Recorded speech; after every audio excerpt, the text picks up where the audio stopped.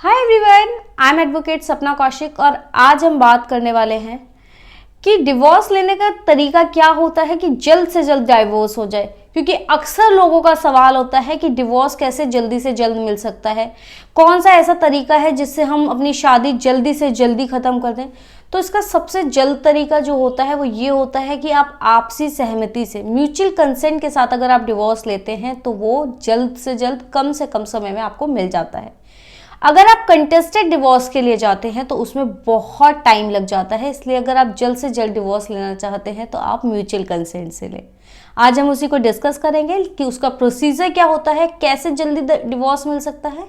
लेकिन उससे पहले एक और इम्पॉर्टेंट बात कि अगर आपने हमारा यूट्यूब चैनल अभी तक सब्सक्राइब नहीं किया है तो प्लीज़ हमारा चैनल सब्सक्राइब कीजिए ताकि हम आपको ऐसे ही लीगल अपडेट्स दे सकें। बहुत लोगों का क्वेश्चन है कि कैसे डिवोर्स जल्दी मिल सकता है। जी, म्यूचुअल डिवोर्स यानी कि म्यूचुअल कंसेंट से, आपसी सहमति से अगर आप तलाक लेते हैं तो आपको 6 महीने के अंदर भी तलाक मिल सकता है। लेकिन अगर आप कंटेस्टेड डिवोर्स पर जाते हैं तो उसके लिए आपको काफ़ी समय खर्च करना पड़ सकता है। म्यूचुअल डिवोर्स हिंदुओं के बारे में आज हम बात कर रहे हैं कि हिंदू मैरिज एक्ट 1955 के अंदर अगर आप म्यूचुअल डिवोर्स लेते हैं तो 13B हिंदू मैरिज एक्ट 1955 के अंदर आप म्यूचुअल कंसेंट के साथ, आपसी सहमति के साथ तलाक ले सकते हैं। इसका प्रोसीजर होता है कि दोनों पार्टीज आपस में बैठकर सारे जो भी उनके इश्यूज हैं उनको सुलझा लेते हैं कि अगर बच्चे हैं तो बच्चों की कस्टडी किसके पास रहेगी, मेंटेनेंस कितना देना होगा, अगर कोई प्रॉपर्टी है तो प्रॉपर्टी का डिस्ट्रीब्यूशन कैसे होगा। वो सारे जो भी इश्यूज होते हैं दोनों पार्टनर्स आपस में बैठकर सॉल्व कर लेते हैं और फिर कोर्ट में जाते हैं। प्रोसीजर ये होता है कि आपको पहले फर्स्ट मोशन कोर्ट में फाइल करना होता है, जिसमें आप दोनों की स्टेटमेंट कोर्ट में लगती है, जिसमें आप दोनों ये कहते हैं कि भाई हम अब साथ नहीं रह सकते, हमारे बीच ऐसा कोई भी रीज़न नहीं है कि हम साथ रह सके और अब हमें तलाक ही चाहिए, अब हम साथ नहीं रह सकते। हम दोनों के बीच सारे इश्यूज़ को लेकर समझौता हो चुका है और उसके लिए memorandum of understanding MOU court में लग जाता है, दोनों के सिग्नेचर्स हो जाते हैं और कोर्ट आपको 6 महीने बाद यानी कि कूलिंग पीरियड के बाद आने के लिए कहती है।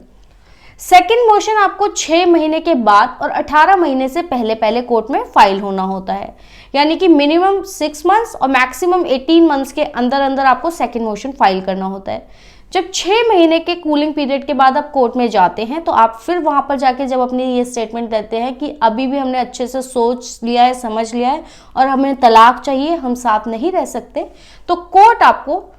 डाइवोर्स की डिक्री ग्रांट कर देती है। अगर इस 6 महीने के बीच यानी कि सेकंड मोशन फाइल करने से पहले दोनों में से कोई भी एक पार्टी अगर जाकर ये कह देती है कि हम अपना ये जो डाइवोर्स के लिए हमने फर्स्ट मोशन फाइल किया था हम इसे विड्रॉ करते हैं और हम म्यूचुअल कंसेंट से डिवोर्स नहीं लेना चाहते हैं, तो कोर्ट डिग्री अवॉर्ड नहीं करती है।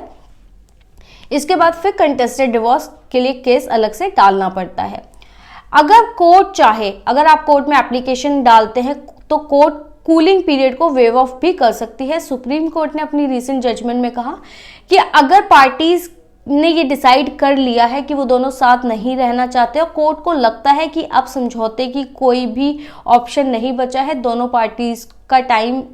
को सेव करने के लिए अगर कोर्ट को ठीक लगता है तो कोर्ट कूलिंग पीरियड को वेव ऑफ भी कर सकती है। वो हर केस के फैक्ट्स पर डिपेंड करता है कि कोर्ट की डिस्क्रिशन होती है कि कोर्ट कूलिंग पीरियड को वेव ऑफ करना चाहती है, समाप्त करना चाहती है या नहीं करना चाहती। तो मिनिमम 6 मंथ्स और मैक्सिमम 18 मंथ्स में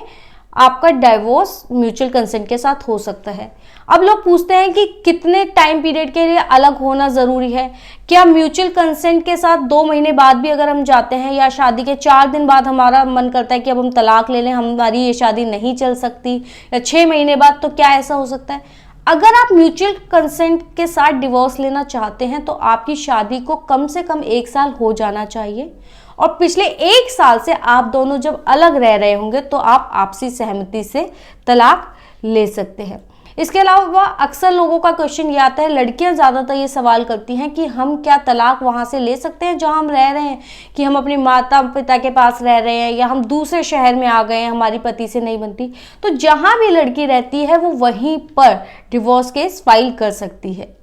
इसके लिए आपको ज़रूरी नहीं है कि आप वहीं जाकर केस फाइल करें जहां आप अपने पति के साथ रही थी, बशर्ते 1 साल से अगर आप दोनों अलग रह रहे हैं और आपकी शादी को कम से कम 1 साल हो चुका है, तभी आप म्यूचुअल कंसेंट के साथ डिवोर्स फाइल कर सकते हैं। इसके अलावा लोगों के बीच ये भी होता है कि अगर हम नोटरी से अपना तलाकनामा हम अपनी मर्जी से आपसी सहमति से सेटलमेंट कर लें और एक अग्रीमेंट नोटरी के पास जाके नोटराइज करवा लें, तो क्या हमारा तलाक मान्य होगा? या हमने पंचायत में बात कर ली है और पंचायत से हमारा तलाक हो गया, तो क्या वो मान्य होगा? ऐसा नहीं होता। तलाक सिर्फ तभी ग्रांट होता है जब आप कोर्ट में जाकर लेते हैं, तो वही वैध तलाक होता है। बाकी दूसरे जो तलाक आप लेते हैं, चाहे पंचायत के थ्रू या नोटरी से रजिस्टर करते हो, उनकी कोई मान्यता नहीं होती। तो अगर आपका कोई भी ऐसा केस चल रहा है तो कोर्ट में जाकर वैध तलाक ले, कोर्ट के थ्रू तलाक ले, सिर्फ उसी की वैधता होती है। आपको ये वीडियो कैसा लगा और आप किन और मुद्दों पर वीडियोस चाहते हैं, प्लीज कमेंट सेक्शन में बताएं।